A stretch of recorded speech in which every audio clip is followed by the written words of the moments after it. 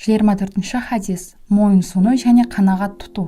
Хазіреті Әбу Бәкірдің қызы Асманың, Алла оған разы болсын, айтуынша, бір әйел кісі пайғамбарымызға, Алланың оған игілігімен сәлем болсын, келіп, менің жолдасым бар, күйеуімнің маған бермеген малынан қарнымды тойдырсам, маған күнә болады ма депті. Пайғамбарымыз, Алланың оған игілігімен сәлем болсын, берілмеген, рұқсат етілмеген нәрсемен қарнын тойдырған кісі бірінің үстіне бірін киген жарамсыз киім сияқты деп жауап берді. Хадиске түсініктеме. Хадистің арабшасындағы муташаббиу сөзі аш уақытта тоқ сияқты етіп көрсету, фақыр болса да бай етіп көрсету деген мағыналарды білдіреді. Сондықтан хадисте жоқ нәрсені бар етіп көрсеткен кісі жайында әңгіме қозғап тұр.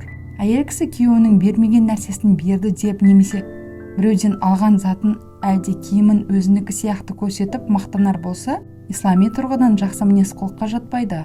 Мойынсыну, қанағат тұту мұсылман әйелдің басты міндеті. Дүниенің өткінші қызығына салынбай, Аллах тағаланың ризалығына бөленіп, қанағат қарын тойғызар демекші, барға қанағат жасауы тиіс.